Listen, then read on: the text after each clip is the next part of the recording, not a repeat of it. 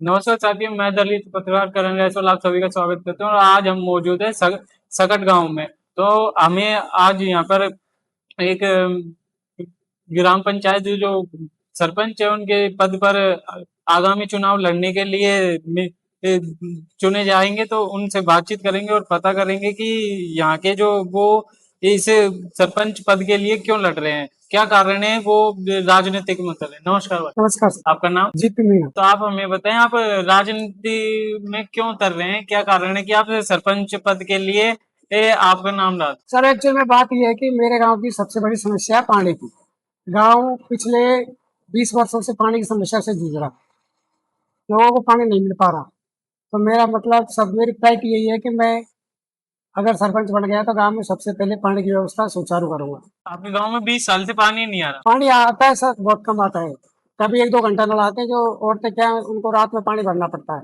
1-2 बजे रात को सप्लाई अच्छा, एक देते दो हैं। बजे रात को पानी हाँ आता है, उससे परेशानी तो बहुत हाँ। ज्यादा। और मैं ये चाहता हूँ कि मेरे गांव का चौमुखी विकास हो।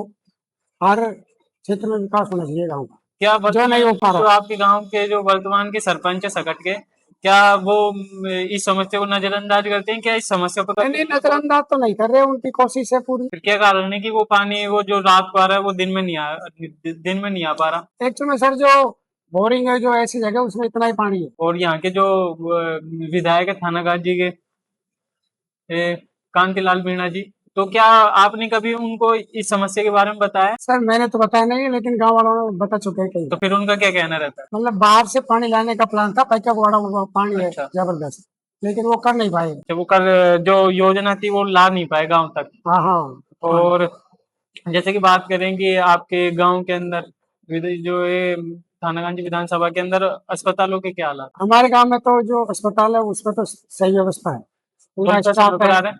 हाँ, डॉक्टर समय पाते हैं, सारी व्यवस्था है।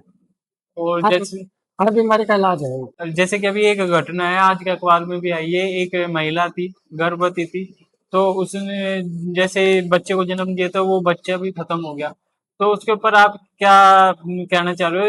यहाँ के डॉक्टरों की और यहाँ के नर्सों की कोई लापरवाही है, या फिर क्या सर है कि उनका सही तरीके से इलाज नहीं कर पाए, वो उनकी वजह से जो एक बच्चा अभी ठीक से जन्म भी नहीं लिया, तो उससे जन्म लेने से पूर्व ही वो मर गया, तो उसके ऊपर? सर जो रात का स्टाफ था, जिसकी ड्यूटी थी रात की स्टाफ की, उनकी लापरवाही है इसमें। अच्छा। भाई, जो लेडीज को प्रसव होने जा रहा है तो उसको ढंग से देखभाल करनी चाहिए ना। ये थोड़ी कि लापरवाही करो।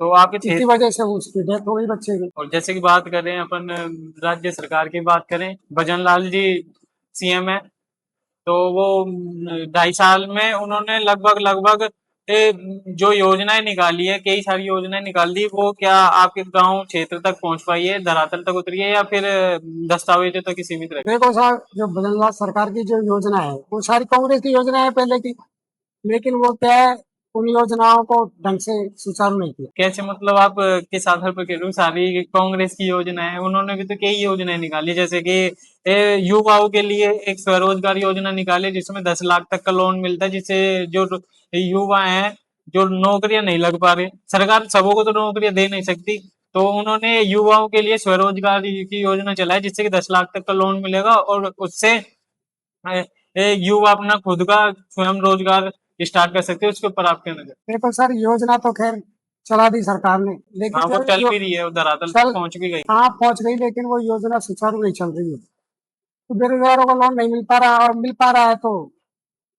लोगों को देना पड़ता है, बीच में योजना का लाभ उठा सकते हैं। कैसे आप मतलब कैसे बता रहे हो कि मिल नहीं पा रहा है? जैसे कि आप अगर उस योजना के लिए अप्लाई करोगे, आपके मित्र पे आपका फॉर्म भरवाओगे, बैंक में जाकर पता करोगे, तो वो लोन आपको भी मिल सकता मिल तो सकता है, लेकिन सर इसके लिए बहुत चक्कर लगाने पड़ते हैं बैंकों को। है। वो तो लेकिन जो फॉर्मेलिटीज है वो तो पूरी करनी नहीं, पड़ेगी। फॉर्मेलिटी होने के बावजूद भी, फॉर्मेलिटी करने के बावजूद मतलब भी अभी भी काफी दलाली और भ्रष्टाचार चल रहा हाँ, है। सरकार भ्रष्टाचार। सरकार एक तरफ तो दावा कर रही है कि हमने राजस्थान के अंदर जब से हमारी सरकार बनी, बीजेपी की सरकार, हमने भ्रष्टाचार खत्म कर दिया, लेकिन वो अभी तक चलता ही आ रहा है। नहीं नहीं सर, भ्रष्टाचार तो खत्म हुआ नहीं।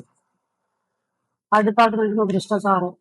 किसी भी काम के लिए जाओ, आपको बिगैर भ्रष्टाचार के तो काम होगा ही नहीं। तो इसमें सरकार की कमी है। तो मतलब वो नजरअंदाज कर रही है आपकी गांवों की समस्या जो भी है उनको, तो मतलब आपकी कोई जन सुनवाई नहीं हो रही है, भ्रष्टाचार अभी भी है हाँ, आपके क्षेत्र के भ्रष्टाचार अंदर?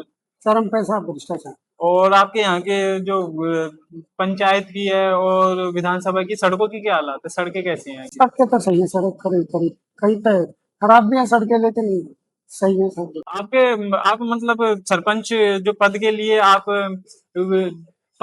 आप चुने खड़े होने की सोच रहे हैं, तो आप क्यों मतलब आप ऐसे क्या क्या काम है जो आप आपके पंचायत के लोगों को देना चाह रहे हो कि मतलब ये मैं विकास करवा सकता हूँ, जो कि ये जो वर्तमान के जो सरपंच है वो नहीं करवा पा रहा, लेकिन मैं वो करवाऊंगा, क्या काम है? सर, एक्चुअली मैं मेरी पंचायत का चौमुखी विकास करना चाहता हूँ, और जितनी भी सरकारी योजनाएं हैं उनका लोगों तक लाभ पहुंचाने के लिए प्रयासरत रहूंगा, और अगर सरपंच बन गया तो। वैसे भी अपन तो करते हैं काम करने को तो लोगों के लिए। तो जैसे कि बात करें अपन राज्य सरकार की कि भजनलाल सरकार एक तरफ तो दावा कर रही है कि ये हमने जो योजनाएं चलाई है डबल इंजन सरकार की तरफ से काम कर रही है, हम लगातार काम कर रहे हैं, योजना निकाल रहे हैं और वो धरातल तक पहुंच रही है। क्या वो सही मायनों तक धरातल तक पहुंच रही है, युवाओं तक वो भाई पहुंच रही है? योजना क्योंकि उन्होंने अभी तक जो 2.5 साल उनका कार्यकाल पूरा हुआ है उसमें 2.5 लाख युवाओं को नौकरियां दे दी हैं और बिना पेपर लीक के नौकरी दी हैं। और पिछली सरकार थी गहलोत सरकार, उसमें 19 में 17 पेपर लीक थे, उसके ऊपर आप ये कहना चाह रहे हो? देखो सरकार, सर, मतलब क्या है, योजनाएं तो लोगों तक पहुंच रही है ना, लेकिन उनको उचित लाभ नहीं मिल रहा है जो योजना का लाभ मिलना चाहिए। बाकी पेपर लीक तो हर सरकार में होते हैं, कुछ अब नहीं, कम लेकिन हुआ है। एक तरफ अभी भजनलाल की बचनलाल सरकार सरकार में कम हुआ पेपर लीक। पेपर लीक हुए ही नहीं है, उन्होंने हाँ अभी तक ग्राफ की बात करें तो अभी तक एक भी पेपर लीक का मुद्दा सामने नहीं आया। हाँ, अभी तक पाया नहीं। उसके ऊपर मतलब लगाम तो है कुछ। सरकार मतलब कार्य करे तो सही है, हाँ युवाओं के भविष्य के साथ कोई खिलवाड़ नहीं हो रहा, क्योंकि पिछली हाँ, सरकार में खिलवाड़ नहीं 19 है। में 17 पेपर लीक थे, तो जो बच्चे तैयारी कर रहे थे उनके साथ तो बहुत। और क्या, उनमें बेइंसाफी हो रही है, नाइंसाफी हो रही है। और बात करें अपन गहलोत सरकार की, पिछली जो गहलोत सरकार थी उसमें एक कोरोना काल में बच्चों को खाना देते थे मिड डे मील स्कूल के अंदर, तो उसके अंदर भी बहुत बड़ा घोटाला देखने को मिला था, उसके ऊपर आपका क्या नजरिया है? देखो बच्चों सर, के मतलब जो बच्चों को खाने के लिए जो दे रहे थे उसके ऊपर ही घोटाला कर दिया, उसके ऊपर आप क्या? देखो साहब, घोटाला तो हुआ कुछ न कुछ, घोटाला तो हुआ कोरोना काल में।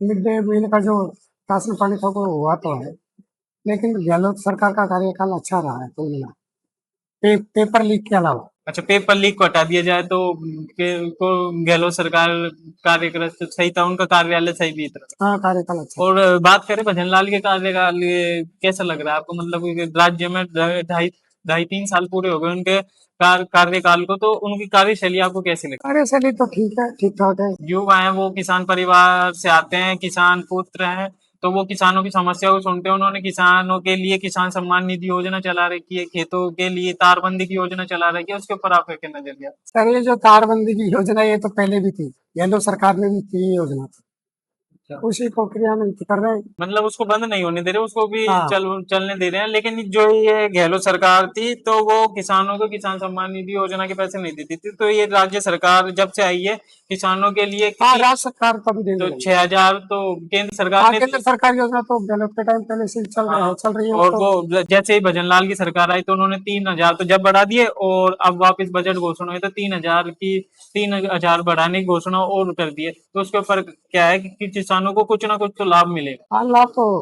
मिलना चाहिए किसानों को। देखो, कोई सरकार कोई सी भी हो, किसानों को लाभ मिलना चाहिए। और क्या समस्या है आपके गाँवों की जो आप हमें बताना चाह रहे हैं आपके हमारे चैनल के माध्यम से? सर, एक्चुअल में क्या है, जो गरीब लोग हैं उनको लाभ नहीं मिल पाता है, जो पैसे वाले लोग हैं ना उन्हीं को मिलता है योजनाओं का लाभ अधिकतर। और जैसे जैसे इंदिरा आवास है, ये जो इंदिरा आवास की जो योजना है, इसमें एक्चुअल में जो हकदार है ना, जिसको मिलना चाहिए इंदिरा आवास उसको नहीं मिलता है। अच्छा, मतलब जो पैसे वाले लोगों को मिलता है जिनके पास ऑलरेडी मकान होते हैं, या वो पैसे वाले होते हैं। जो जिनको ये योजनाएं प्राप्त होनी चाहिए उनको ये योजनाएं नहीं। हाँ, उनको लाभ नहीं मिलता है योजना का। तो देखिए साथियों, हमने यहाँ के इस जो अभी आगामी चुनाव में सरपंच पद के लिए चुनाव लड़ेंगे तो उनसे बात करी और पता करा कि यहाँ के जो इस विधानसभा क्षेत्र के अंदर जो कांतिलाल मीणा जी हैं और यहाँ के जो सरपंच है सकट के, तो वो इस क्षेत्र में मतलब ध्यान तो दे रहे हैं, लेकिन इतना नहीं दे रहे हैं कि जो पानी की समस्या है वो पानी की ज्यादा समस्या है। तो यहाँ के सरपंच से हमारा ये निवेदन रहेगा कि ये जो पानी की समस्या है, जो ये रात में जाग जाग कर पानी भरते हैं, तो उसका जल्द से जल्द निवारण करिए। धन्यवाद दोस्तों।